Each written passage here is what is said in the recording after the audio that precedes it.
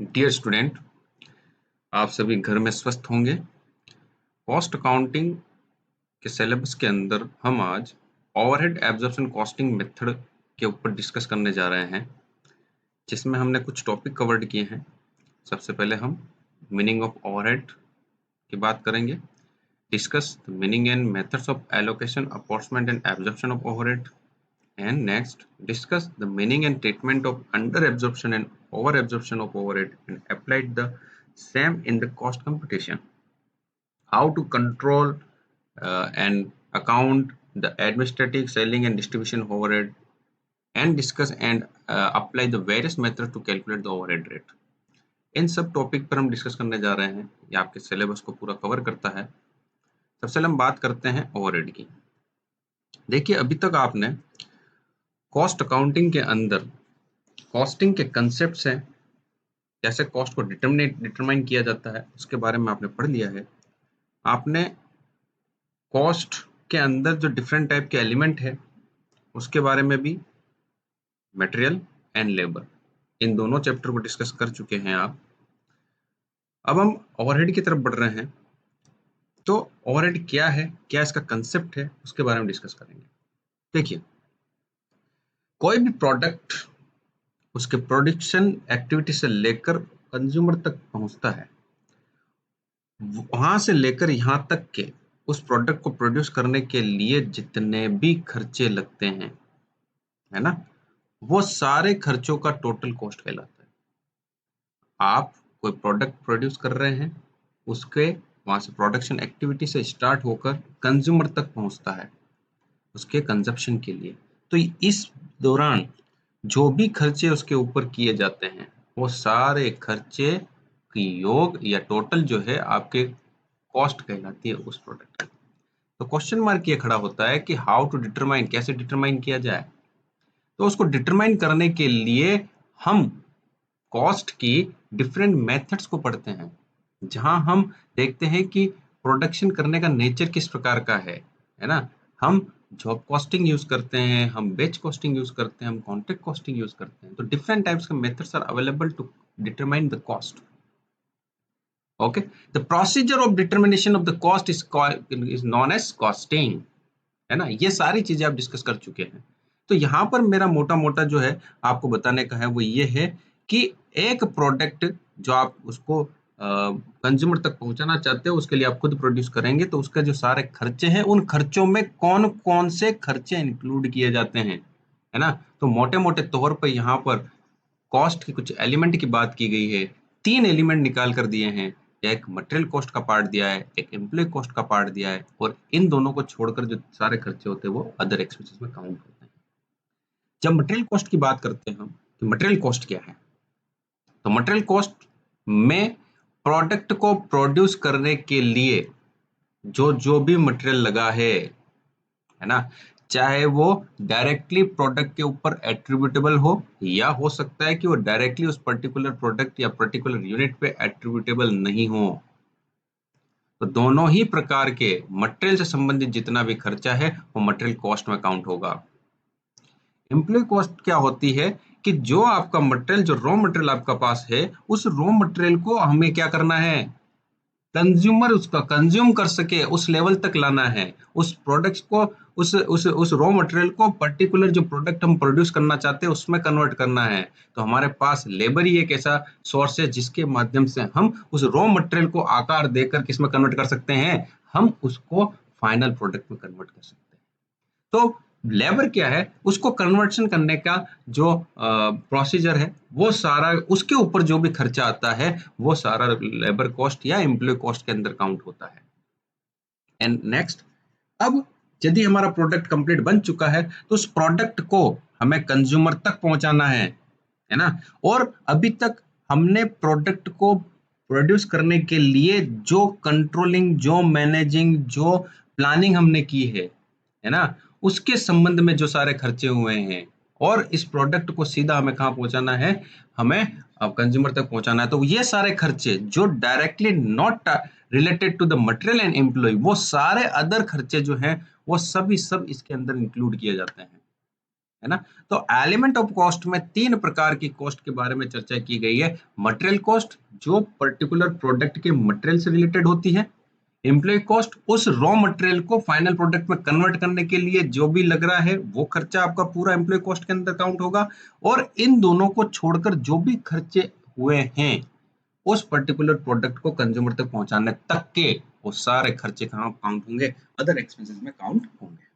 चलिए नेक्स्ट, अब यहाँ पर इस चार्ट में आप देख रहे होंगे कि मटेरियल कॉस्ट को हमने वापस से 2 पार्ट में डिवाइड किया है। हमने डायरेक्ट मटेरियल कॉस्ट को अलग रखा है, इनडायरेक्ट मटेरियल कॉस्ट को अलग रखा है ना। ऐसे हमने एम्प्लॉय या लेबर कॉस्ट को भी काउंट किया है, हमने डायरेक्ट लेबर अलग कर रखी है, इनडायरेक्ट लेबर अलग कर रखी है। ऐसे हमने अदर एक्सपेंस को भी डायरेक्ट एक्सपेंस, इनडायरेक्ट एक्सपेंस। तो क्वेश्चन मार्क ये खड़ा होता है कि डायरेक्ट क्या और इनडायरेक्ट क्या। तो इसका सीधा सा आंसर यही है कि जो चाहे वो मटेरियल हो, चाहे लेबर हो, चाहे एक्सपेंसेस हो, जो खर्चा आप आपके जो प्रोडक्ट या जो प्रोडक्ट आपने बनाया है उसके ऊपर डायरेक्ट ही डिस्ट्रीब्यूट कर सकते हो, वो सारा खर्चा किसमें काउंट हो जाएगा, डायरेक्ट कॉस्ट का पार्ट हो जाएगा, है ना।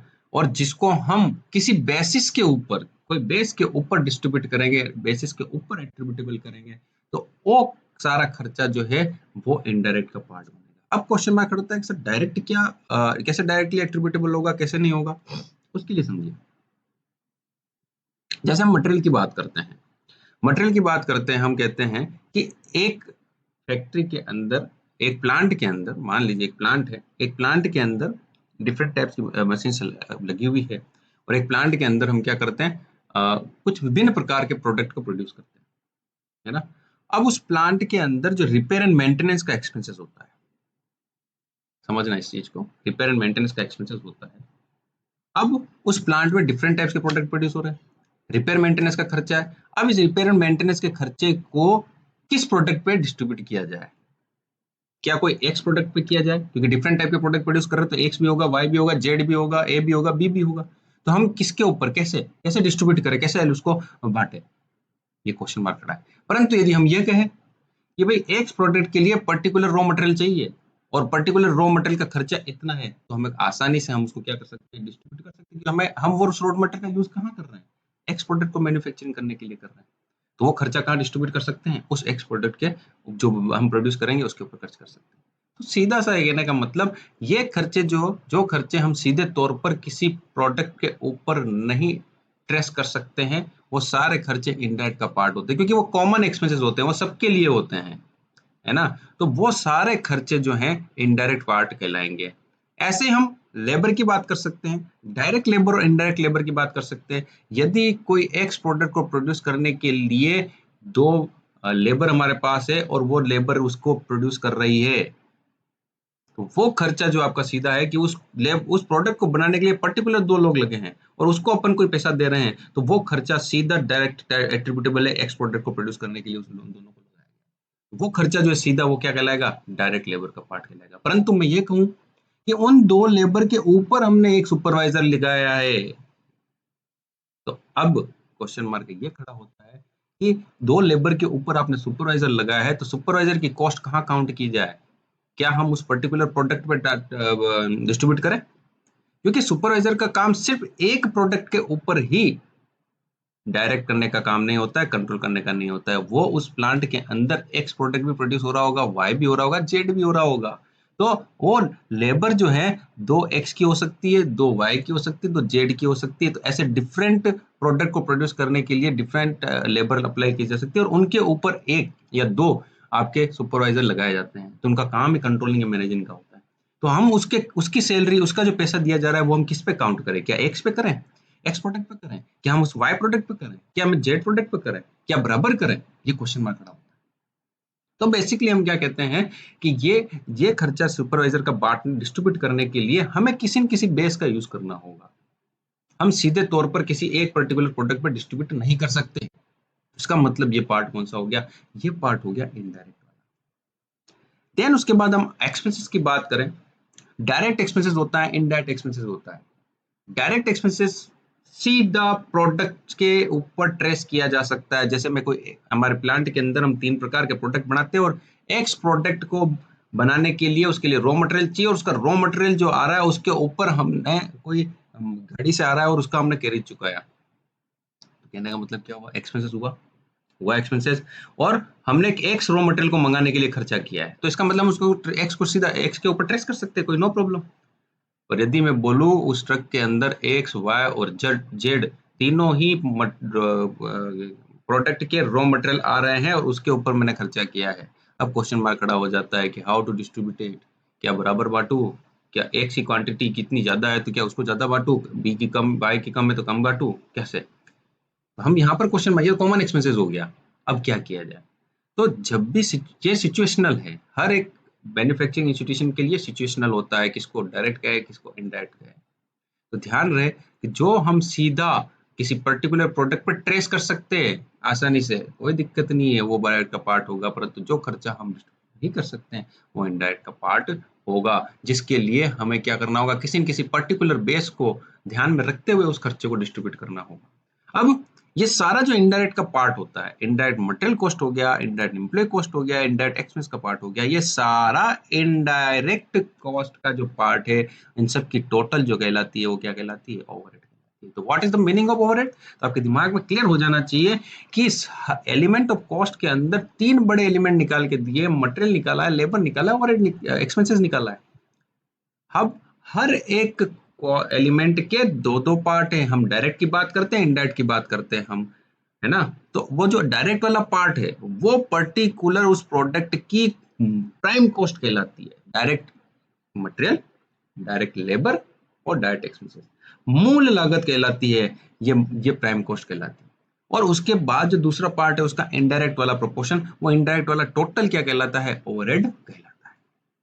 ठीक है, तो क्लियर हो जाना चाहिए कि what is the meaning of overhead. तो overhead means indirect material, the total of indirect material, indirect employ cost and indirect expenses called overhead. Clear. चलिए अब हम बात करते हैं, क्वेश्चन मार्क ये वापस खड़ा होता है कि हम ओवरहेड जो है इसको क्यों जस्टिफाई करना होगा, कि हम इसके ऊपर डिस्कस क्यों कर रहे हैं, क्या जरूरी है, क्या सिग्निफिकेंस है इसका, है ना। अभी तक आपने मटेरियल कॉस्ट के बारे में पढ़ा, है ना, डायरेक्ट मटेरियल कॉस्ट के बारे में पढ़ा, एम्प्लॉय कॉस्ट के बारे में पढ़ा, आपने इन दोनों पे डिस्कशन किया है। तो उसके ऊपर डिस्कशन करने का क्या लॉजिक था, क्यों किया ये सब।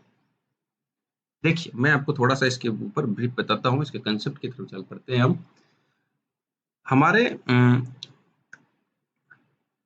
प्रोडक्ट के प्रोडक्शन के सीनियरों में काफी चेंज हुआ है, एक पूरा पार्ट हिस्टोरिकल बैकग्राउंड की तरफ जाता है, एक पूरा आपका मॉडर्न बैकग्राउंड की तरफ आता है ना। एक समय तक, है ना, जब टेक्नोलॉजी का इतना डेवलपमेंट नहीं हुआ था, उस समय तक की बात करूं, और एक जो बहुत सारी टेक्नोलॉजी का डेवलपमेंट हो चुका है उसकी बात करें, तो उस समय जब हिस्टोरिकल बैकग्राउंड की बात कर रहे हैं, उस समय प्रोडक्ट का प्रोड्यूस जब हम करते थे, प्रोडक्शन करते थे, जहां पर हम कॉस्ट अकाउंटिंग नहीं भी हुआ करती होगी, बिल्कुल ऐसा था जैसे सिंपल जो अपन अकाउंट्स रखते थे, हम उसमें financial accounting cost account differentiate भी नहीं करते थे। एक समय की बात है, वो हिस्टोरिकल बैकग्राउंड का बात कर रहे हैं। उस समय जब प्रोडक्ट का प्रोडक्शन किया जाता था, तो उसके यही एलिमेंट एलिमेंट का एक प्रोपोर्शन होता था, मटेरियल उस समय भी होता था, लेबर उसमें भी होता था, एक्सपेंस उसमें भी होता था, परंतु उनका एक प्रोपोर्शन हुआ करता था कि भाई मटेरियल जो है इसका लगभग उस प्रोडक्ट की कॉस्ट का 55 to 60% काउंट होता था, लेबर 20 to 25 काउंट होता था, और बाकी जो भी खर्चा होता था आपका ओवरहेड का, वो ओवरहेड काउंट होता था मात्र 15 या 10% के आसपास। यानी जब हम प्राइम कॉस्ट की बात करें, है ना, तो वो जो खर्चा हो रहा है वो पहले ध्यान दें उसको, कि लेबर का पूरा मटेरियल का मांगा जाता था 55 to 60%। अगर 100 रुपए की कोई कॉस्ट का हमने कोई प्रोडक्शन किया तो 55 से 60 रुपए तक का खर्चा मटेरियल से रिलेटेड होगा। उसके बाद का खर्चा जो है 20 से 25 वो लेबर से रिलेटेड होता है, और उसके बाद का खर्चा जो तीसरा पार्ट जो इसका बड़ा पार्ट आता है ओवरहेड का, वो खर्चा जो होता है वो केवल मात्र 15% था, है ना। अब क्या हुआ, सिनेरियो चेंज हुआ, हम मटेरियल के बारे में पूरा एक चैप्टर डिस्कस कर चुके हो आप। उसके अंदर हमने क्या देखा कि how to control the material cost, material cost को कैसे कंट्रोल किया जाए, तो फिर वहां पर आपने डिफरेंट टेक्निक्स पढ़ी कि हमें, जैसे आपने ईओक्यू पढ़ा, इकोनॉमिक ऑर्डर क्वांटिटी, जिसके अंदर ये बताया जाता है कि ऑर्डर कॉस्ट और कैरिंग कॉस्ट को क्या किया जाए, एक ऐसा इकोनॉमिक क्वांटिटी हमें फाइंड करनी चाहिए जहां पर ऑर्डर कॉस्ट और कैरिंग कॉस्ट समान हो जाए। उसी ऑर्डर में आपको उस प्रोडक्ट की रॉ मटेरियल यूनिट मंगानी चाहिए ताकि ओवरऑल कॉस्ट जो है मटेरियल की वो क्या है, कम है ना। आपने वहां पर स्टोर लेजर सिस्टम पढ़ा, लिफो फिफो यूज किया कि कैसे हम किसी रॉ मटेरियल को जब इश्यू करेंगे तो उसकी डिटर्मिनेशन, उसकी कॉस्ट का किस प्रकार से, उसके प्राइस का कैसे डिटर्मिनेशन करें, है ना। तो आपने वहां पर इफेक्टिव मटेरियल कॉस्ट को कंट्रोल करने की टूल्स एंड टेक्निक्स को पढ़ा। आपने वहां एबीसी, ऑलवेज बेटर कंट्रोल, इस टाइप की टेक्निक को पढ़ा। कैसे हम जो जो ये इसमें जो क्षय होता है ना, उसको कैसे कम किया जाए, प्रोडक्ट स्क्रैप होता है कैसे किया जाए, कम किया जाए, और कैसे ओवरऑल कॉस्ट और मटेरियल कॉस्ट को कंट्रोल किया जाए, उसके डिफरेंट आपने टेक्निक्स पढ़ी। आपने रीऑर्डर लेवल पढ़ा, आपने मैक्सिमम स्टॉक कितना लेवल रखना चाहिए, मिनिमम कितना रखना चाहिए, डेंजर लेवल कितना रखना चाहिए, इसके बारे में पढ़ा। ये सारे टूल्स एंड टेक्निक इसलिए यूज की जाती है ताकि मटेरियल कॉस्ट को आप क्या कर सको, कंट्रोल कर सको। अब यदि हम इस प्रकार की टेक्निक्स, टूल्स वगैरह अप्लाई करके मटेरियल कॉस्ट को कंट्रोल कर देते हैं तो हमारी ओवरऑल कॉस्ट में क्या होगी, कमी होगी। ओवरऑल कॉस्ट में कमी होगी तो हम क्या कर सकते हैं, प्रॉफिट को बढ़ा सकते हैं। एग्जैक्टली। अब दूसरी चीज, लेबर की तरफ गए आप। तब जब लेबर का आपने चैप्टर डिस्कस किया तो उसके अंदर आपने बेसिक जो लेबर है ना, जो आप पे करते हो, और दूसरे बात उसका इंसेंटिव जो पे करते हो, उसके आपने डिफरेंट टूल्स एंड मेथड्स पढ़े। आप कैसे लेबर कॉस्ट को कंट्रोल कर सकते हो, है ना। उसके लिए जैसे आपके अटेंडेंस को लेके चलें तो कैसे कैसे सिस्टम डेवलप हो गए। पहले एक समय था जब सिर्फ एक साइन किए जाते थे, फिर टोकन आया, फिर घड़ी से नोट किया गया, है ना। अब तो जैसे आपका थंब वाला आ गया, आपका पूरा फेस रीडिंग वाला आ गया, तो कितनी चीजें आ गई कि आप आपके इंस्टीट्यूशन में, आप अपने ऑर्गेनाइजेशन में कितना समय व्यतीत करते हैं, उसके हिसाब से आपको कितना पेमेंट दिया जाए। तो कहने का मतलब टेक्नोलॉजिकल एडवांसमेंट होने से पर्टिकुलर हम टारगेट सेट करके उनको, लेबर को, हमारे एम्प्लॉय को हम काम देंगे और उस काम को हम उतना उसका अमाउंट देंगे तो कहीं ना कहीं वो काम चोरी खत्म होगी। हम जो जो टाइम निकल रहा है आइडियल टाइम, उसको कैसे कम करें, उस आइडियल टाइम को कम करने का प्रयास करते हैं। तो एम्प्लॉय कॉस्ट क्या, तो क्या होगी, हमारी ओवरऑल एम्प्लॉय कॉस्ट क्या होगी, डाउन होगी। एम्प्लॉय कॉस्ट डाउन होगी, उसका इम्पैक्ट सीधा किस पे पड़ेगा, टोटल कॉस्ट पे पड़ेगा, और टोटल कॉस्ट के अंदर हमारा जो प्रॉफिट का पार्ट हम बढ़ा सकते हैं, क्योंकि कॉस्ट कम होगी एम्प्लॉय कॉस्ट, तो हम प्रॉफिट ज्यादा अर्न कर सकते हैं। तो ये दोनों ही चैप्टर आप डिस्कस कर चुके हो, जहां पर आपने दोनों के ऊपर कैसे दोनों कॉस्ट को कैसे इफेक्टिवली कंट्रोल किया जाए उसके बारे में टूल्स एंड टेक्निक्स को पढ़ लिया है ना। अब क्वेश्चन मार्क इसका आता है कि ओवरहेड का जो पार्ट है उसको कैसे कंट्रोल किया जाए। तो आप कहोगे सर इतना तो बढ़िया चल रहा है, केवल मात्र 15% ओवरहेड है, अब क्यों दिक्कत है।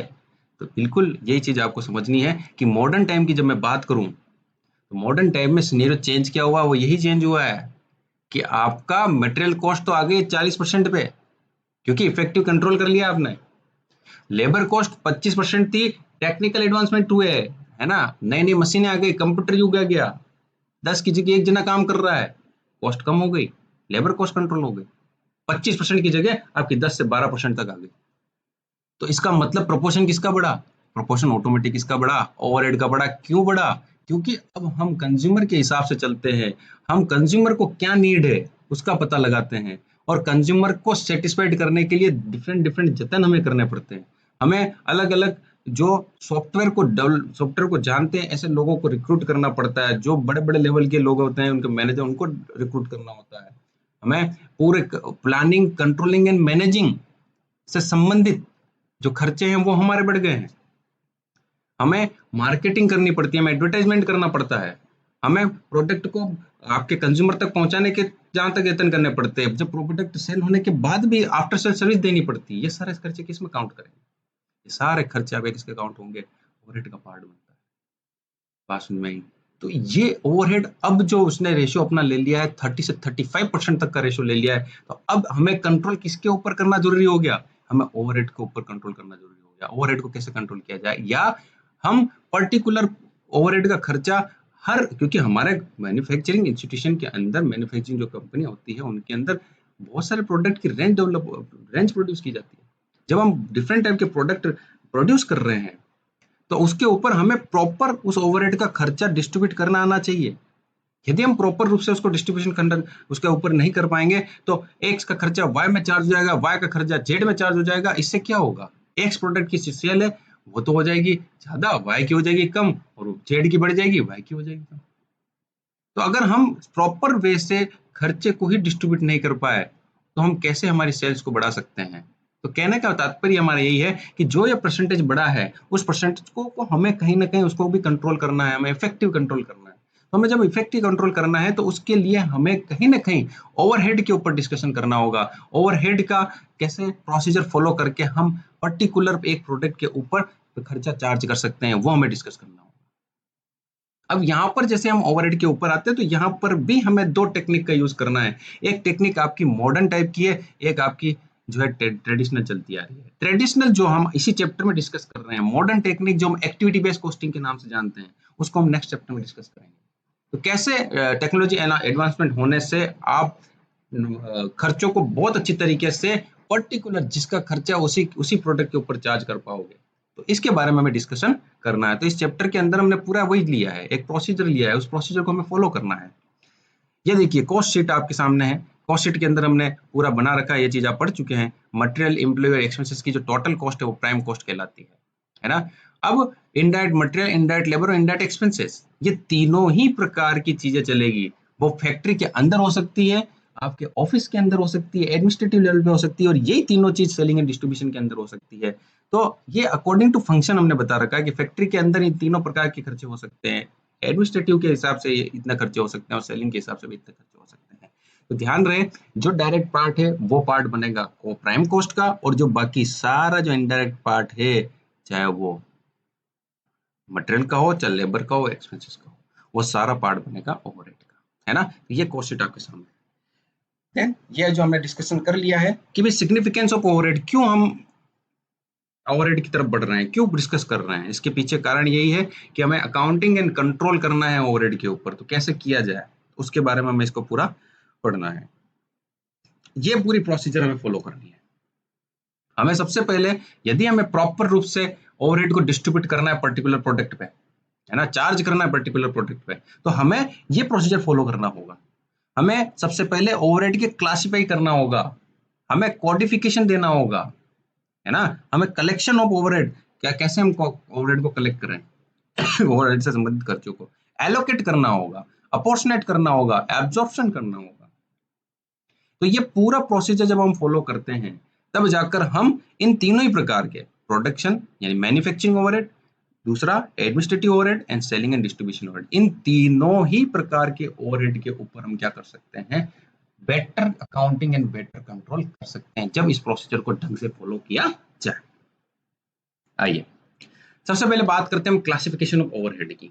ओवरहेड की क्लासिफिकेशन की बात कर रहे हैं। यहाँ पर हमने ओवरहेड को कुछ बेसिस पे डिस्ट्रीब्यूट किया है, देखिए बांटा गया है उसको। हालांकि सब चीज जिसका हम अगर बात करें कंक्लूसिव निकाले तो ओवरहेड तो वही है, ओवरहेड के नेचर में कहीं चेंज नहीं होने वाला, बट अलग अलग रूप से हमें क्या किया, हमने क्लासिफाई किया उसको। खर्चे चेंज नहीं होंगे, खर्चे जो प्रोडक्ट को प्रोड्यूस करने में जो आ रहे हैं वो वही होंगे, वो उसमें कोई चेंज नहीं होने वाला, बट उनके बेसिस चेंज करके हमको अलग अलग रूप में उसको देखते हैं। जैसे बाय फंक्शन के हिसाब से बता रखा है, तो फंक्शन के हिसाब से बता रखा है अभी फैक्ट्री, मैन्युफैक्चरिंग और production overhead, office and administrative overhead and selling and distribution overhead. तो मैन्युफैक्चरिंग ओवरहेड का मतलब सीधा सा बता रखा है कि भाई आपका प्रोडक्शन प्रोक्यूरमेंट से लेकर प्रोडक्ट कहाँ तक पहुंच जाए, कंजप्शन तक पहुंच जाए, किसके पास, कंज्यूमर के पास, कंजप्शन के लिए, उसके संबंध में जितने भी इनडायरेक्ट एक्सपेंसेस हैं, चाहे वो इनडायरेक्ट मटेरियल का हो, चाहे इनडायरेक्ट लेबर का हो, चाहे इनडायरेक्ट एक्सपेंसेस हो, वो सारा का सारा खर्चा किसका होगा, फैक्ट्री का होगा। सॉरी, एक मिस्टेक है यहाँ पर, ध्यान से वापस सुन ले, रिपीट कर रहा हूं मैं। हाँ, प्रोडक्ट के प्रोक्यूरमेंट से लेकर प्रोडक्ट के प्रोडक्शन तक का वो जो पार्ट है, प्रोडक्शन का मतलब जो कि फाइनल गुड्स आपके हाथ में आ जाए, वहां तक का खर्चा किसका लगेगा, फैक्ट्री का। हमने पहले इसको कंज्यूमर तक पहुंचाने की बात की थी, तो उसके अंदर ऑफिस एंड सेलिंग भी आ जाता है ना, तो हम टोटल की बात कर चुके थे, तो इसके ऊपर मैं रेक्टिफाई कर रहा हूँ इस चीज को समझ ले वापिस से कि फैक्ट्री और मैन्युफैक्चरिंग और प्रोडक्शन ओवरहेड मींस प्रोडक्ट के प्रोक्यूरमेंट से लेकर वो फाइनल गुड्स में कन्वर्ट हो जाए तब तक खर्चा जो फैक्ट्री की एक्टिविटी होती है वो सारा खर्चा आपका क्या कहलाएगा, फैक्ट्री ओवरहेड कहलाएगा। इसके अंदर जैसे मैंने एग्जांपल भी रखे हुए हैं, जैसे स्टॉक कीपिंग एक्सपेंसेस हो गया, repair and maintenance of plant का हो गया, डेप्रिसिएशन हो गया फैक्ट्री बिल्डिंग का, इनडायरेक्ट लेबर हो गया, कॉस्ट ऑफ प्राइम हो गया, है ना। ये सारे खर्चे क्या है, सारे इनडायरेक्ट है ना। ये सारे मटेरियल, लेबर और एक्सपेंसेस, ये तीनों का पार्ट कवर करते हैं, है ना। जैसे हम इंश्योरेंस की बात करें, इंश्योरेंस ऑफ प्लांट की बात करें, है ना, मशीनरी की बात करें, तो ये क्या है, इनडायरेक्ट एक्सपेंसेस है। कॉमन है, प्लांट में डिफरेंट टाइप की मशीनें होगी और डिफरेंट मशीनें के अंदर डिफरेंट टाइप के प्रोडक्ट प्रोड्यूस किए जाएंगे। अब हम उसको क्या करना है, उसका इंश्योरेंस करा दिया हमने, उसका इंश्योरेंस करा दिया तो हम कैसे डिस्ट्रीब्यूट करें भाई, एक्स प्रोडक्ट भी वहां बन रहा है, वाई भी बन रहा है, जेड भी बन रहा है, ए भी बन रहा है, बी भी बन रहा है, सी भी बन रहा है, तो क्या उसका 100 रुपए का हमने अगर इंश्योरेंस करा तो उसको कैसे डिस्ट्रीब्यूट करें, क्या बराबर बांटे या किस बेसिस पे बांटे, है ना। तो ये सब हमें क्या करना है, ये सब इनडायरेक्ट का पार्ट है। अब हम ये सीखेंगे कैसे बांटा जाए इसको। ऐसे ही ऑफिस एंड एडमिनिस्ट्रेटिव का जब बात करें तो यहाँ पर प्रोडक्ट को प्रोड्यूस करने की प्लानिंग की जाती है, प्लानिंग पॉलिसी बनती है, कंट्रोलिंग की बात की जाती है, मैनेजिंग की बात की जाती है ना। यहाँ पर ऑफिस लेवल के सारे कार्य किए जाते हैं। देखो फैक्ट्री लेवल के अंदर प्रोडक्शन की बात करेंगे, यहाँ पर हम किसकी बात करेंगे, यहाँ पर हायर अथॉरिटी बैठती है, यहाँ पर हम उसकी प्लानिंग, उसकी कंट्रोलिंग और मैनेजिंग की बात करते हैं कि कैसे उनको किया जाए, है ना, कैसे कार्य को डिस्ट्रीब्यूट किया जाए, कैसे उनका प्रोडक्शन किया जाए, है ना। ये सारी बातें कहाँ डिस्कस होती है, ऑफिस लेवल पे डिस्कस होती है, एडमिनिस्ट्रेटिव लेवल पे डिस्कस होती है। तो इसके संबंधित जो सारे खर्चे हैं, है ना, वो सारे खर्चे आपके किस में काउंट होंगे, ऑफिस एंड एडमिनिस्ट्रेटिव ओवरहेड में। अब इसमें क्या हो सकता है, जैसे अब सेल, अब अपने एक तो हो गया कि प्रोडक्ट को प्रोड्यूस करने के लिए लेबर लगाए और उसको अपन ने कोई पैसा दिया, वो तो हो गया आपका किसका पार्ट हो गया, लेबर का पार्ट हुआ, बट वो प्रोडक्शन से रिलेटेड हो गया, है ना। बट अब हम कहे कि नहीं, हम कह रहे हैं कि नहीं, ऑफिस में स्टाफ बैठा हुआ है साहब, है ना। अब ऑफिस में स्टाफ बैठा हुआ और उसका अपन को पेमेंट करना है, तो वो किसका पार्ट हो जाएगा, बेसिकली आपका किसका पार्ट होगा, इनडायरेक्ट का पार्ट हो जाएगा, है ना। और वो किस में हो जाएगा, ऑफिस से संबंधित में आ जाएगा। ऐसे ही आपके अकाउंटिंग की बात करूं मैं, अकाउंटिंग करने वाला आदमी, अकाउंटेंट रखा आपने, अब उसको अपन पैसा दे रहे हैं, तो वो कहाँ काम करेगा, वो काम करेगा आपके ऑफिस के अंदर, है ना। वो सीधे सीधे प्रोडक्शन से जुड़ा हुआ है ही नहीं, जब सीधा प्रोडक्शन से जुड़ा हुआ ही नहीं है, उसका खर्चा हम डायरेक्ट में चार्ज ही नहीं कर सकते, तो वो किसका पार्ट हुआ, इनडायरेक्ट का पार्ट हुआ। इनडायरेक्ट में भी किस कहाँ पर आएगा, क्या प्रोडक्शन में आएगा, नहीं आएगा, वो किस में आएगा, ऑफिस एंड एडमिनिस्ट्रेटिव में आ जाएगा। एंड तीसरा, सेलिंग एंड डिस्ट्रीब्यूशन। अब यहाँ पर हम किसकी बात कर रहे हैं, सेलिंग और डिस्ट्रीब्यूशन दोनों की बात कर रहे हैं। देखो सेलिंग एक्सपेंसेस क्या है, सेलिंग एक्सपेंसेस का मतलब क्या हो गया, अब हमें क्या करना है, प्रोडक्ट को सेल करना है। अब प्रोडक्ट को सेल करने के लिए हमें सेल्समैन अपॉइंट किया, अब सेल्समैन अपॉइंट किया, उसको कमीशन पे किया, ये खर्चा किसका है, सेलिंग एक्टिविटी से रिलेटेड। सेलिंग एक्टिविटी न तो रिलेटेड होती है फैक्ट्री से और नहीं रिलेटेड होती है ऑफिस एडमिनिस्ट्रेशन से, ये पार्टी को चलना है, ये इसका काम ही सेल्स करने का होता है।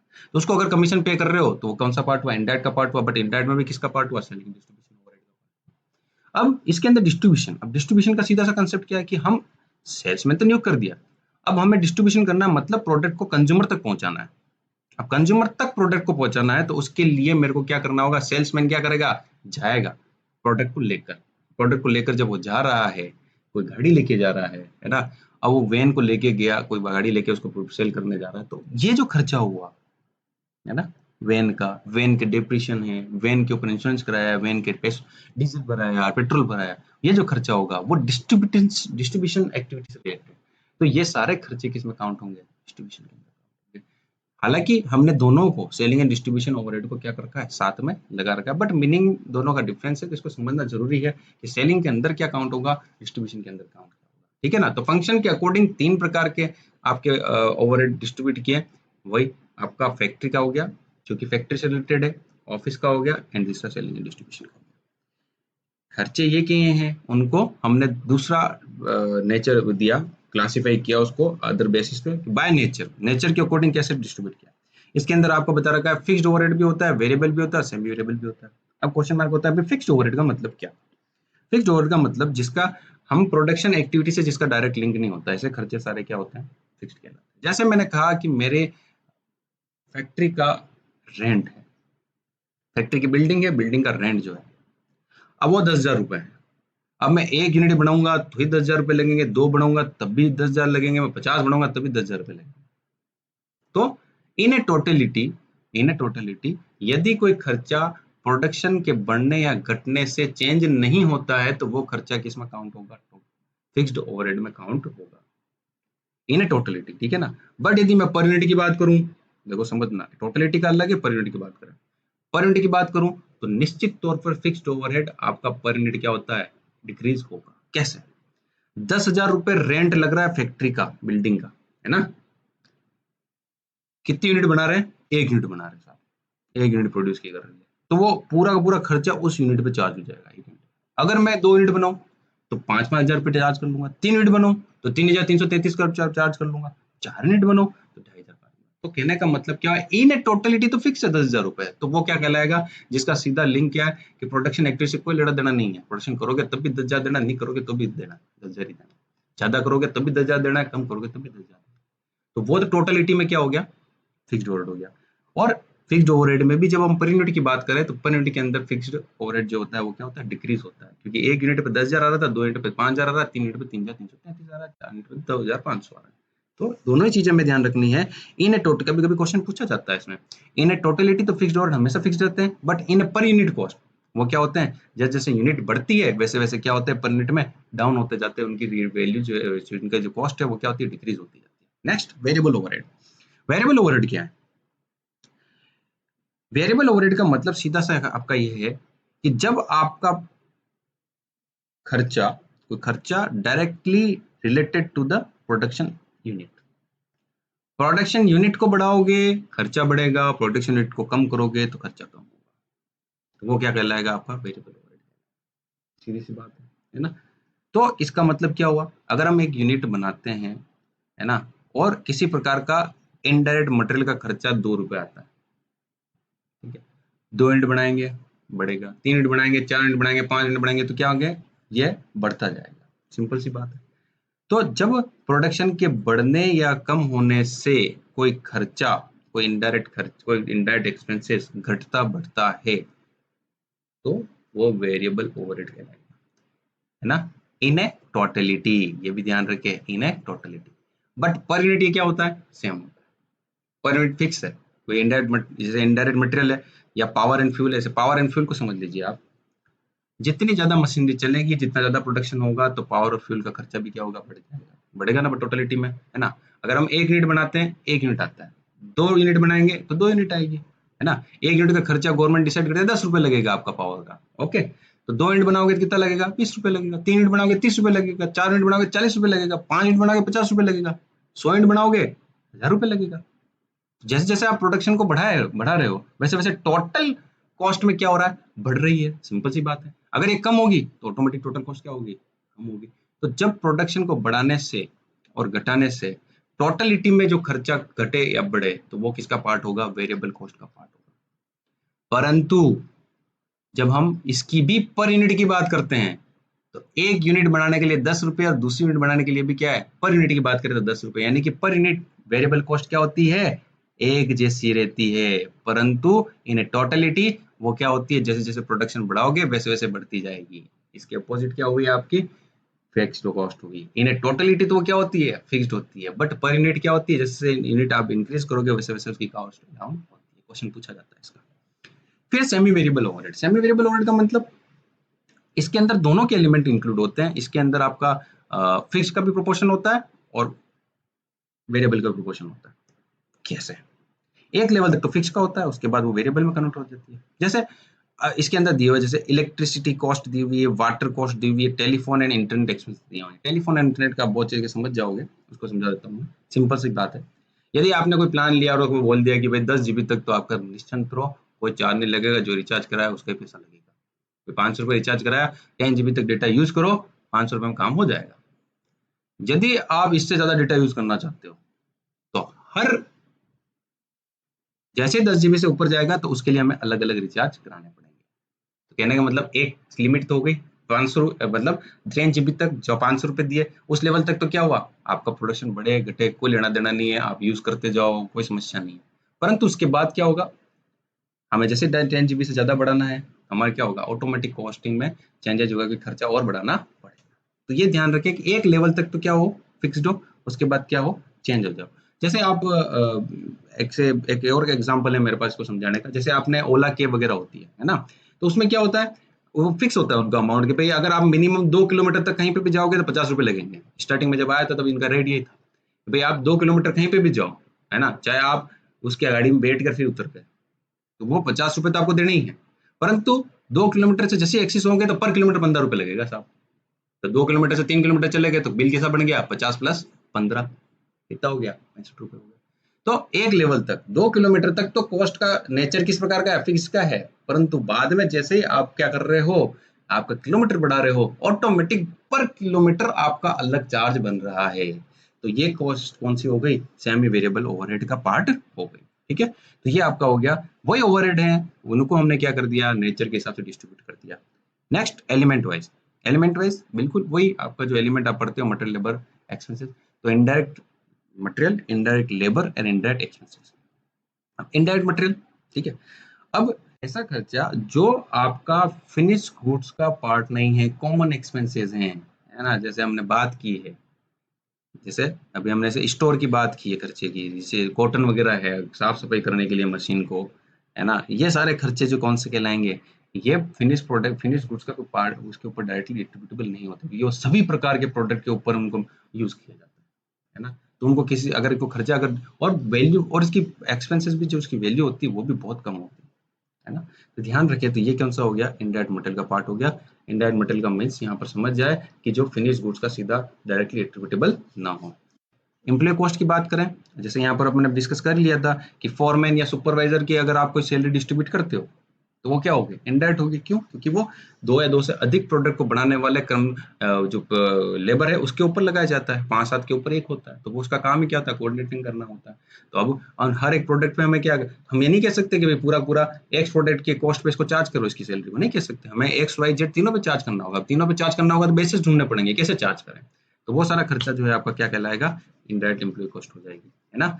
इनडायरेक्ट एक्सपेंसेस के अंदर जैसे डेप्रिसिएशन हो गया, एडवर्टाइजमेंट, अब एडवर्टाइजमेंट एक्सपेंसेस हो गया, समझ लो अब हम पूरी ब्रांड का एडवर्टाइजमेंट कर रहे हैं, सिंपल सी बात है, इसमें डिफरेंट रेंजेस है, 1 लाख रुपए खर्चा आ गया, 100 प्रोडक्ट बनाते हैं या 50 प्रोडक्ट बनाते हो आप, है ना, तो उसके ऊपर टोटलिटी के ऊपर अपना खर्चा कर दिया एडमिनिस्ट्रेटिव। तो क्या हम सिर्फ एक प्रोडक्ट के ऊपर चार्ज करेंगे, उसको नहीं करेंगे, हम एक प्रोडक्ट के ऊपर चार्ज, हम क्या करेंगे, 50 प्रोडक्ट पे चार्ज करेंगे। तो कैसे चार्ज करें, क्वेश्चन मार्क खड़ा है, बेसिस यूज करने पड़ेंगे। तो वो खर्चा कौन सा हुआ, इनडायरेक्ट एक्सपेंस हो गया। अब ये एडवर्टाइजमेंट खर्चा है, उसको हम न तो कि हम क्या उसको मटेरियल में ट्रांसफर कर सकते हैं, नहीं कर सकते, कि हम उसको लेबर में ट्रांसफर कर सकते हैं, नहीं कर सकते। तो ये किसका पार्ट है, एक्सपेंस का पार्ट है, एक्सपेंस में कौन सा, इनडायरेक्ट का पार्ट हो गया। ठीक है, तो इसके बेसिस पे हमने क्या कर सकते हैं, खर्चों वही ओवरहेड को इसको डिस्ट्रीब्यूट किया है। अब एक control, on the basis of control. अब कुछ खर्चे तो ऐसे होते हैं जो कंट्रोलेबल होते हैं और कुछ खर्चे ऐसे होते हैं जो अनकंट्रोलेबल होते हैं, है ना।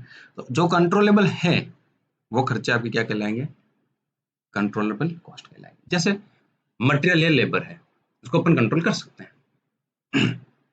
पावर एंड फ्यूल है, इनको कंट्रोल कर सकते हैं, इनका ऊपर में क्या होता है, हमारे पास डिफरेंट मेथड्स होते हैं, उनका यूज करके डिफरेंट आइडियाज होते हैं, उनका यूज करके हम क्या कर सकते हैं, कंट्रोल कर सकते हैं। परंतु जो खर्चे से टैक्स है, अब टैक्स अपने हाथ में तो ही नहीं कंट्रोल करना, गवर्नमेंट की पॉलिसी है, वो बढ़ा देगी घटा देगी, हम कंट्रोल कर सकते हैं, नहीं कर सकते।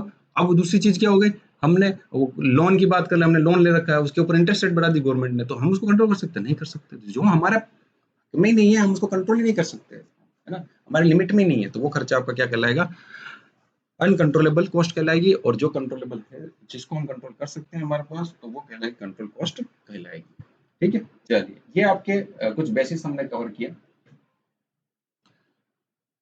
देन उसके बाद हमें क्या करना होता है, क्लासिफिकेशन करने के बाद अब आप एक लेवल पर देख सकते हो कि आपकी कंपनी के अंदर, है ना, मैन्युफैक्चरिंग एक्टिविटी की हम जब सिंपल से मैं बात करूं तो डिफरेंट मैन्युफैक्चरिंग हो गई आपकी, एडमिनिस्ट्रेटिव हो गई और आपकी सेलिंग डिस्ट्रीब्यूशन हो गई। तो आप हो सकता है नंबर ऑफ लिस्ट बना दो खर्चों की।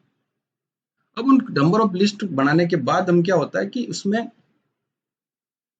हो सकता है इंश्योरेंस का खर्चा ऐसा हो, इंश्योरेंस जैसे कॉमन खर्चा है, इंश्योरेंस का खर्चा हो, वो आपका फैक्ट्री में भी आ सकता है, ऑफिस में भी आ सकता है और इसमें भी आ सकता है। तो हमें क्या करना होता है, इजीली उसको आइडेंटिफाई करना है। अब इजीली आइडेंटिफाई करने के लिए हम उसको क्या करते हैं, कोड नंबर देते हैं, ताकि एकदम से क्लिक हो जाए, हम पहचान ले उसको। इजीली फाइंड करने के लिए हमें क्या करना है, कोडिफिकेशन करना होता है, राइट। तो हम उसको कोड नंबर देते हैं। अब कोड नंबर में भी क्या है कि यहाँ पर कोड करने की जो पुरानी टेक्निक है उसके अंदर हम न्यूमेरिकल नंबर दे सकते हैं, हम अल्फाबेटिकल कोई नंबर दे सकते हैं, हम अल्फा न्यूमेरिकल दे सकते हैं। हम जिसके अंदर नंबर भी हो और जैसे ABCD या अल्फाबेटिकल वो भी नंबर दे सकते, तो दोनों ही चीजें हम यूज कर सकते हैं। तो यहाँ पर कुछ मेथड बता रखे हैं, जैसे बता रखा है कि एक तो हम इसका यूज करते हैं SON, स्टैंडिंग ऑर्डर नंबर, है ना। एक हम यूज करते हैं CAN, कॉस्ट अकाउंटिंग नंबर। तो बेसिकली मैन्युफैक्चरिंग ओवरहेड को हम SON पैटर्न से नंबर कोड नंबर देते हैं, और बाकी जो ऑफिस एंड सेलिंग डिस्ट्रीब्यूशन है उनके ओवरहेड को हम कॉस्ट अकाउंटिंग नंबर से, कॉस्ट अकाउंटिंग नंबर्स के अकॉर्डिंग हम उसको क्या करते हैं, नंबर कोड नंबर देते हैं। तो ध्यान रहे, सिंपल सी चीज है, यहाँ पर कोई बड़ी कठिनाई वाली बात नहीं है। हम कुछ नहीं कर रहे हैं, हम उन खर्चों को पहचान करने के लिए हम क्या कर रहे हैं, सिर्फ उसको कोड नंबर दे रहे हैं, है ना। जैसे फैक्ट्री का हो गया, ऑफिस का हो गया, और तीसरा आपका सेलिंग डिस्ट्रीब्यूशन हो गया। अब इंश्योरेंस का खर्चा है, हमने फैक्ट्री को F दे दिया, ऑफिस को O दे दिया, और सेलिंग डिस्ट्रीब्यूशन को SD दे दिया। अब इंश्योरेंस को हमने यदि एक नंबर दिया हुआ है, तो मैं क्या लिखूंगा, F.A, F नंबर 1। इसका मतलब क्या हुआ कि ये इंश्योरेंस का खर्चा है, पर किससे रिलेटेड है, फैक्ट्री से रिलेटेड है। अब मैं वही चीज लिखूं SD.1, इसका मतलब क्या हुआ कि भाई ये सेलिंग डिस्ट्रीब्यूशन ओवरहेड से रिलेटेड है, बट है क्या, इंश्योरेंस का खर्चा। तो अब वो इंश्योरेंस तीनों जगह काउंट हो रहा है। ध्यान रहे, इंश्योरेंस का खर्चा हम कह सकते हैं, फैक्ट्री में जा सकता है, ऑफिस में जा सकता है, और सेलिंग डिस्ट्रीब्यूशन में जा सकता है। बट जब हमने उसको कोड नंबर दे दिया कि ये फला इंश्योरेंस जो है फैक्ट्री से रिलेटेड है, ये फला इंश्योरेंस किससे रिलेटेड है, तो जब अपन कोड नंबर दे देते हैं तो उसके हिसाब से आइडेंटिफिकेशन भी आसानी से हो जाता है, हम जल्दी से आइडेंटिफाई कर लेते हैं, और उसको रिमेंबर भी होता है, याद भी रहता है। चलिए, तो ये हो गया कोडिफिकेशन करना। फिर हम क्या करते हैं, जो खर्चे किए हैं क्लासिफाई कर लिया, कोडिफिकेशन दे दिया, और कलेक्शन भी किया जाता है। कलेक्शन कैसे करना, कलेक्शन कैसे किया जाता है, बिल्कुल सिंपल सा है। हर खर्चा किया जाएगा तो उसके पीछे कोई ना कोई वाउचर होगा, कोई भी एक्सपेंसेस कर लीजिए, वाउचर होता है। आप वाउचर्स कलेक्ट करके पता लगा सकते हैं कि फला फला के हिसाब से कितना कितना खर्चा हुआ है, उनको कलेक्ट कर सकते हैं आप। जैसे वेजेज वो बनाते, वर्क कॉस्ट शीट बनाते, तो उसके आधार पर पता लगा सकते हैं कि भाई वेजेज के अकॉर्डिंग जो इनडायरेक्ट लेबर वगैरह खर्चा हुआ है वो कैसे कैसे हुआ, वो पता लगा सकते हैं, है ना। ये अपने पास क्या एक तरीके हैं जिसके आधार पर हम क्या कर सकते हैं, उनके बिल के द्वारा, उनके वाउचर्स के द्वारा, उनके जो अगर अपन ने कोई रजिस्टर मेंटेन किया उसके द्वारा उन खर्चों का टोटलिटी में अपन निकालते हैं कि भाई किन की कौन कौन से खर्चे कहाँ कहाँ किस किस प्रकार के हुए हैं, उनको हम कलेक्ट करते हैं। कलेक्ट करने का मतलब हमें पता लगाना होता है कि कितने खर्चे हुए, उनका कोडिफिकेशन कर दिया, कलेक्शन कर दिया, क्लासिफिकेशन कर दिया। अब नेक्स्ट जो है वो क्या है, procedure allocation of overhead. Allocate करना, एलोकेट मीन्स हम अब सब बात किसकी कर रहे हैं, देखो ध्यान रखें, यहाँ पर हम indirect material, indirect labour, indirect expense की बात कर रहे हैं, यानी ओवरहेड की बात कर रहे हैं। हम ओवरहेड को एलोकेट कर रहे हैं, ठीक है। एलोकेशन का मतलब यही हुआ कि सीधे तौर पर डिस्ट्रीब्यूट कर रहे हैं। ध्यान से समझें इसको, सीधे तौर पर डिस्ट्रीब्यूशन करने का मतलब क्या, देखिए समझे इसको अच्छे से। यदि आपके एक फैक्ट्री के अंदर 4 प्रकार के प्रोडक्ट बनते हैं, ABCD, है ना, और ए प्रोडक्ट बनने का, ए प्रोडक्ट का पूरा प्लांट अलग है, बी प्रोडक्ट बनाने का पूरा प्लांट अलग है, सी का अलग है, डी का अलग है। अब हमने यदि ए प्लांट का इंश्योरेंस, ए प्रोडक्ट जहां बनता है उस प्लांट का हमने इंश्योरेंस करवाया, समझना बात, ए ए प्रोडक्ट जहां बनता है उस प्लांट का पूरे का इंश्योरेंस करवाया, ठीक है। तो उस इंश्योरेंस का खर्चा मेरे पास आया। खर्चा कौन सा है, इनडायरेक्ट खर्चा है, ठीक है ना, इंश्योरेंस का इनडायरेक्ट खर्चा। अब समझना, अब मेरे पास आ गया, तो अब मैं इस खर्चे को ए पे आसानी से एलोकेट कर सकता हूँ, क्योंकि खर्चा किसने किया, ए ने किया, है ना। तो इनडायरेक्ट खर्चा है, बट किया किसने, ए डिपार्टमेंट ने, ए प्रोडक्ट वाले डिपार्ट उसने किया है, प्लांट ने, तो उसके ऊपर, ए प्रोडक्ट के ऊपर उसको हम डायरेक्टली एलोकेट कर सकता हूँ। तो जो खर्चा यदि हमें ऐसे पता लग गया कि इस फला डिपार्टमेंट ने किया है या इस प्रोडक्ट को प्रोड्यूस करने वाले ने किया है, तो उस खर्चे को हम सीधे तौर पे क्या कर सकते हैं, बांट सकते हैं। ये तो खर्चे का नेचर कौन सा, इनडायरेक्ट, बट ये हमें पता है कि ये किया किसने, इसने किया है, इस डिपार्टमेंट के इस प्लांट ने किया है, तो हम उसको सीधा एलोकेट कर सकते हैं। अब हो सकता है बी बी प्लांट के अंदर कोई वर्कर कार्य कर रहा है और उस वर्कर का कोई रिटायरमेंट फंक्शन ऑर्गेनाइज किया, समझना चीज को, रिटायरमेंट हो रहा है, उसका फंक्शन ऑर्गेनाइज किया। अब ये किसने किया है, बी प्रोडक्ट जहां प्रोड्यूस हो रहा है वहां पर, तो उसके संबंधित खर्चा कौन कर रहा है, ये कर रहा है। उसका बिल पे किया, हमारे पास बिल, उसका बिल पे कर दिया, हमारे पास बिल आया, हमने चेक किया, किया किसने, बी ने किया। तो क्या हम ए, सी और डी के जो प्रोडक्ट प्रोड्यूस हो रहे हैं तो उसको बांटेंगे क्या? नहीं बांटेंगे, वो सीधा हम किसको एलोकेट कर सकते हैं? अब हो सकता है सी डिपार्टमेंट, सी प्रोडक्ट जो है वहां जहां प्रोडक्शन हो रहा है वहां पर स्पेस प्लांट जो लगा हुआ है उसके लिए हमने स्पेशल व्यक्ति पर्सन को, स्पेशलिस्ट को बुलाया और उसके हिसाब से उसको इंस्टॉल करवाया और उसके अंदर प्रोसीजर को देखा कि इस प्रकार से इसमें प्रोडक्ट बनाया था, तो उसकी हमने फीस पे की। तो क्या वो फीस ए से रिलेटेड थी? क्या वो बी से थी? क्या डी से थी? नहीं थी। तो ऐसा खर्चा है तो इनडायरेक्ट, बट डायरेक्ट हम किसको क्या कर सकते हैं? सी के ऊपर एलोकेट करेंगे कि ये खर्चा किया किसने? सी ने। तो आप ये थोड़ा सा ध्यान रखें कि यदि हमें अलग अलग प्रोडक्ट को प्रोड्यूस करने के लिए अलग अलग डिपार्टमेंट हैं और उन अलग अलग डिपार्टमेंट ने अपने लेवल पे कोई खर्चा किया है और वो दूसरे डिपार्टमेंट से रिलेटेड नहीं है, तो हम क्या कर सकते हैं? सीधे तौर पर उसको एलोकेट कर सकते हैं। तो फर्स्ट प्रोसीजर क्या है? एलोकेशन। एलोकेशन का मीनिंग यही होता है। ठीक है। देन उसके बाद अब जो जो खर्चा एलोकेट हो जाए तब तो ठीक है, बहुत अच्छी बात है। परंतु यदि कोई खर्चा एलोकेट नहीं हो, जैसे अब देखो समझना, एक ही बिल्डिंग के अंदर 4 प्रोडक्ट प्रोड्यूस किए जाते हैं और चारों की आपके अलग अलग डिपार्टमेंट होते हैं। ओके, और उस पूरी बिल्डिंग का खर्चा कितना है? रेंट का 10,000 रुपए।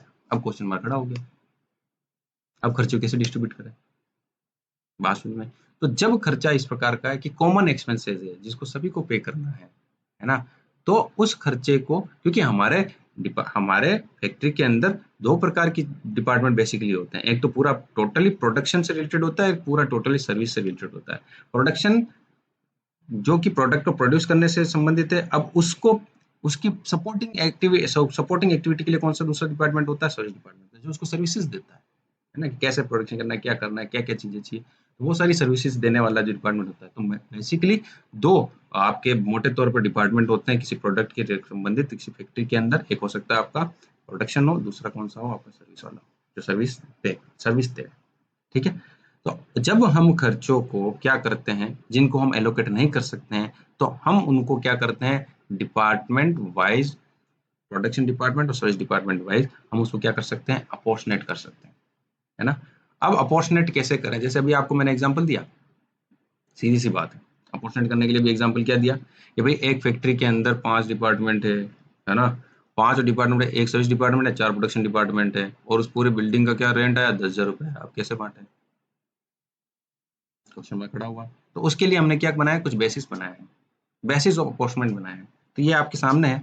जैसे रेंट है, अदर बिल्डिंग एक्सपेंसेस है, लाइटिंग हीटिंग है, फायर प्रिकॉशन है, एयर कंडीशन है। इनको हम कैसे बांट सकते हैं? हम फ्लोर एरिया के हिसाब से बांट सकते हैं, हम वॉल्यूम ऑफ डिपार्टमेंट के हिसाब से बांट सकते हैं।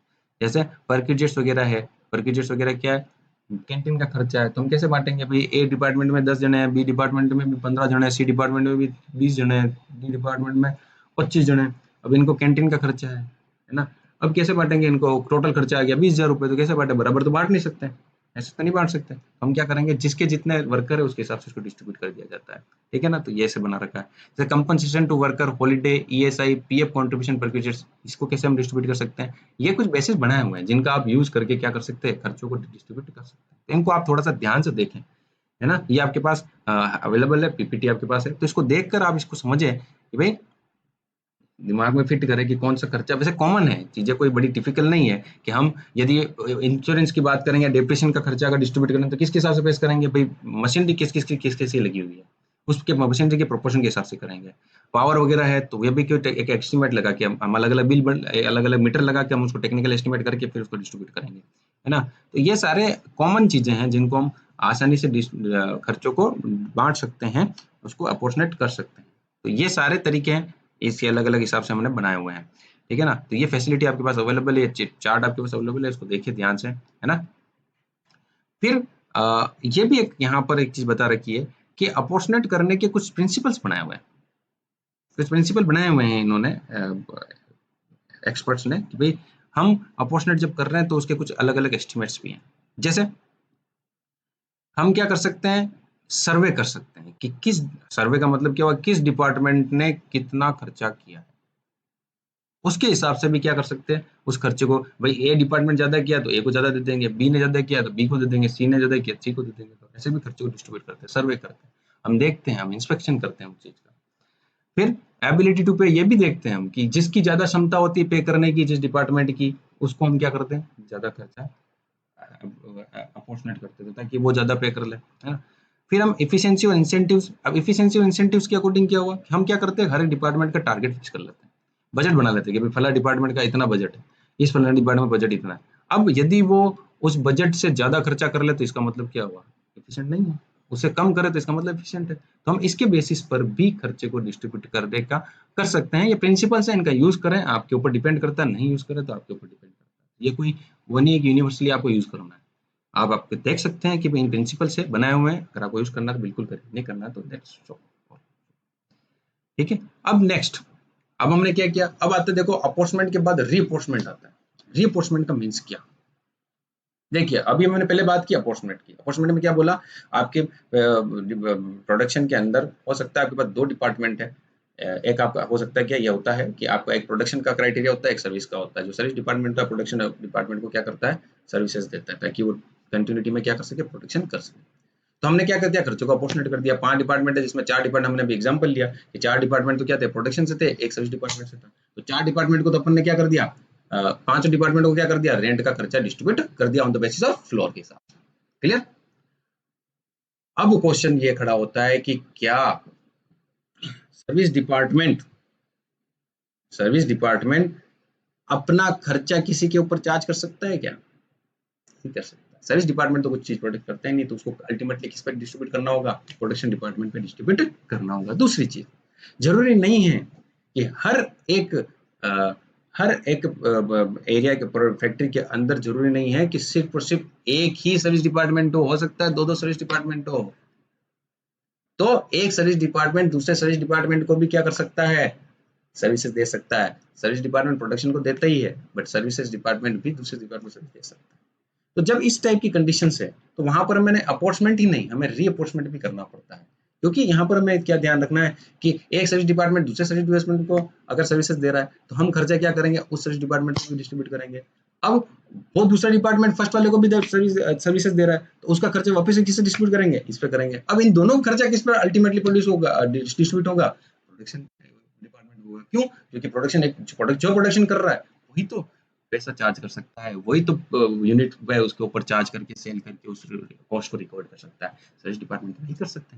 तो कहने का तात्पर्य यही हुआ कि हम क्या करते हैं यहाँ पर रीअपोर्शमेंट के अंदर कि एक से अधिक अगर सर्विसेज डिपार्टमेंट है तो हो सकता है कि एक सर्विस डिपार्टमेंट दूसरे सर्विस डिपार्टमेंट को भी सर्विसेज दे और दूसरा भी पहले वाले को सर्विसेज दे। इस प्रकार का यहाँ पर इंटर सर्विस जो है डिपार्टमेंट सर्विस दी जाती है। तो उस कंडीशन में हमें क्या करना होता है, ओवरहेड को रीअपोर्शनेट करना होगा। अब रीअपोर्शनेट करने का हमारे पास क्या डिफरेंट मेथड्स दिए हुए हैं, देखिए यहाँ पर हम एक तो ये इंटर डिपार्टमेंट को ध्यान ही नहीं रखे तब भी रिपोर्शनेट करते हैं, और एक हम इसको इंटर डिपार्टमेंट को ध्यान। तो हमारे पास मेथड है, हम डायरेक्ट डिस्ट्रीब्यूशन कर सकते हैं जिसमें हम बिल्कुल इसको ध्यान देते ही नहीं है, सीधे रूप से कर देते हैं। परंतु हम कभी कभी कहते हैं कि इंटर डिपार्टमेंट को भी ध्यान में रखना चाहिए। तो उसके लिए हम साइमल्टेनियस इक्वेशन मेथड भी लगाते हैं, रिपीटेड डिस्ट्रीब्यूशन मेथड भी लगाते हैं, ट्रायल मेथड भी लगाते हैं। तो इन तीनों ही मेथड, ये जो मेथड है इनको डिस्कस करेंगे, प्रैक्टिकल क्वेश्चन के आधार पर डिस्कस कर सकते हैं, इसके बारे में हम चर्चा करेंगे। ध्यान रहे रीअपोर्शनमेंट का मतलब क्या होता है, ये ध्यान होना चाहिए अपने को। चलिए, जैसे डायरेक्ट डिस्ट्रीब्यूशन में तो क्या करना होता है कि भाई वो जो डिपार्टमेंट है अगर हमारे पास 5 डिपार्टमेंट है, इसमें 3 तो क्या है, प्रोडक्शन डिपार्टमेंट है, और 2 क्या है, सर्विस डिपार्टमेंट है। जैसे A B C 3 production department हो गए, और सी और डी क्या हो गए, आप ए बी सी और डी और ई आपका क्या हो गया, सर्विस डिपार्टमेंट हो गया। अब डी ने ई को सर्विस दी, हम क्या करेंगे कि उसकी सर्विस को मतलब डायरेक्टली चार्ज कर रहे हैं, है ना, तो उसको इग्नोर कर देंगे। इग्नोर करके सारा खर्चा किसके ऊपर चार्ज कर देंगे, उसको इग्नोर, उस सर्विस का पैसा, उस सर्विस को जो दिया हुआ है डी ने ई को, तो वो भी किस पे चार्ज कर लेंगे, प्रोडक्शन डिपार्टमेंट पे चार्ज कर देंगे। यानी कि डी के द्वारा ई को कोई डिस्ट्रीब्यूशन किया ही नहीं जाएगा, और ई के द्वारा भी डी को डिस्ट्रीब्यूशन किया ही नहीं जाएगा। इन दोनों का सीधा किस पे चार्ज कर लेंगे, हम प्रोपोर्शनेटली ए बी सी पे चार्ज कर लेंगे। तो वो क्या हो गया, डायरेक्ट डिस्ट्रीब्यूशन हो गया। अब दूसरा क्या है, स्टेप मेथड, या कह सकते हो साइमल्टेनियस इक्वेशन मेथड भी लगाते हैं हम। स्टेप मेथड में step ladder with method use किया जाता है, वो भी एक बड़ा प्रैक्टिकल प्रपोजल है, उसको भी हम प्रैक्टिकली इसको समझ सकेंगे। रेसिप्रोकल मेथड आता है, साइमल्टेनियस इक्वेशन आता है, तो साइमल्टेनियस इक्वेशन में इक्वेशन बनाते हैं और इक्वेशन का यूज करके हम क्या करते हैं, उसको डिस्ट्रीब्यूट करते हैं।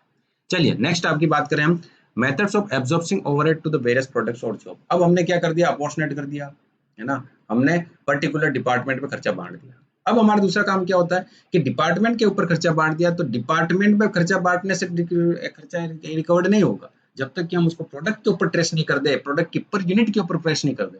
हमें पर यूनिट के ऊपर ट्रेस करना होगा। अब जब पर यूनिट के ऊपर ट्रेस किया जाएगा तो इसका मतलब वो क्या कहलाता है, एब्जॉर्प्शन कहलाता है। एब्जॉर्प्शन का मतलब यही है, डिपार्टमेंट लेवल पे तो खर्चा आ गया, अब डिपार्टमेंट लेवल ने डिपार्टमेंट ने कितना यूनिट प्रोड्यूस किया, 100 यूनिट प्रोड्यूस किया, तो एक यूनिट के ऊपर खर्चा चार्ज करना ही क्या कहलाता है, एब्जॉर्प्शन कहलाता है। अब एब्जॉर्प्शन के मेथड्स दिए हुए हैं, ये percentage of direct material method दिया हुआ है। यहाँ पर हम क्या करते हैं, इसका डायरेक्ट मटेरियल का यूज करके ओवरहेड को डिस्ट्रीब्यूट करते हैं। अब पूरे हम देखेंगे पूरी फैक्ट्री के अंदर कितना मटेरियल था, मटेरियल मटेरियल का खर्चा कितना था और टोटल ओवरहेड कितने थे, है ना। उससे हम क्या करेंगे, फॉर्मूला लगा हुआ है, overhead rate equals to total production overhead of department और budgeted direct cost of the all product.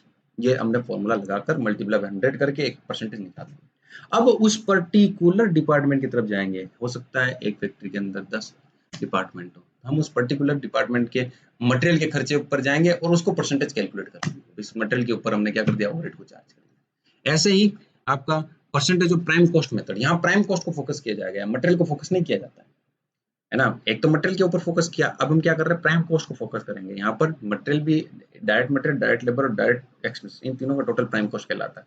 तो हम total production overhead of the department इसकी बात करेंगे, भाई पूरे डिपार्टमेंट का प्रोडक्शन ओवरहेड कितना है और डिवाइड बाय प्राइम कॉस्ट करेंगे, मल्टीप्लाई बाय 100 करेंगे।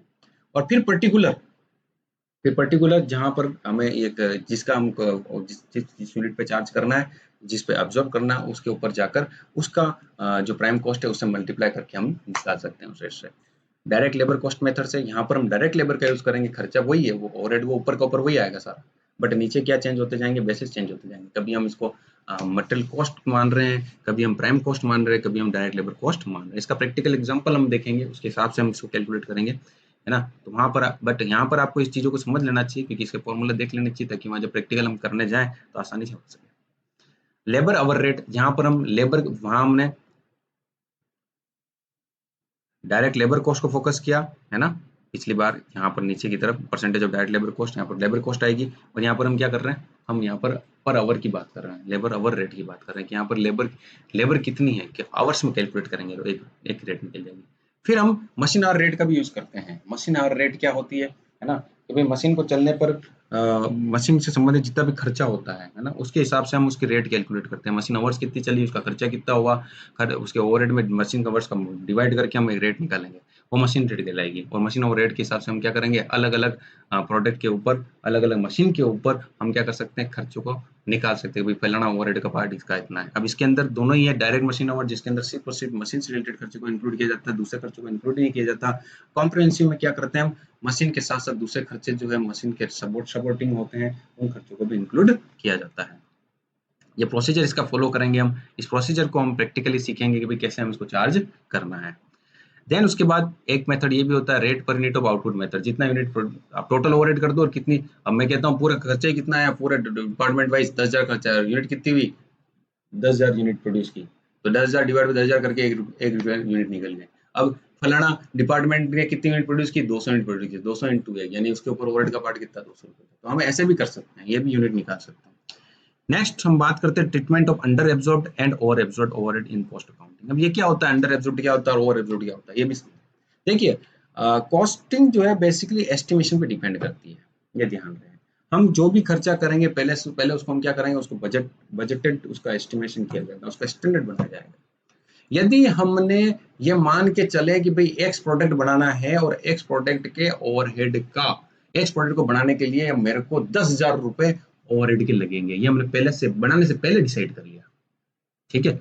अब यदि हमने एक्चुअल में हम बनाने गए और एक्चुअल में बनाने के बाद हमने कॉस्ट को सब वही प्रोसीजर फॉलो करके रिजल्ट पे पहुंचे, तो हमारा खर्चा जो है 10,000 की जगह कितना आया, 12,000 आया।